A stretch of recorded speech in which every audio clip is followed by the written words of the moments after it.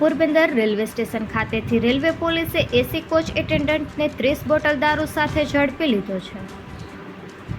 Porbandar railway પોલીસના head constable Amitbhai Parbatbhai, Ranjitbhai Mulubhai તથા Ketangiri મનસુખગીરીએ railway station ખાતે બહારના રાજ્યમાંથી આવતી ટ્રેનો ઉપર વોચ ગોઠવી હતી.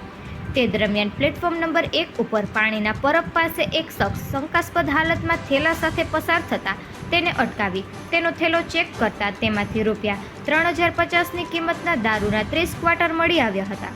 આથી રેલવે પોલીસે તેની પૂછપરછ કરતા પોતે દીપક મનસુખલાલ લોઢિયા અને રોકડિયા હનુમાન મંદિર પાછળ સુરુચિ સ્કૂલ પાસે માધવ પાર્કમાં રહેતો હોવાનું જણાવ્યું હતું અને એસી કોચમાં એટેન્ડન્ટ તરીકે નોકરી કરતો હોવાથી દિલ્હી ગયો ત્યારે પરત આવતી વખતે ત્યાંથી દારૂ લાવ્યો હોવાની કબૂલાત આપી હતી. આથી રેલવે પોલીસે તેની ધરપકડ કરી તેણે અગાઉ પણ આવી કોઈ ખેપ મારી છે કે કેમ અને આ દારૂ તે કોના માટે લાવ્યો હતો તે સહિતની પૂછપરછ હાથ ધરી છે. નિપુલ પોપટ, પોરબંદર ટાઈમ્સ.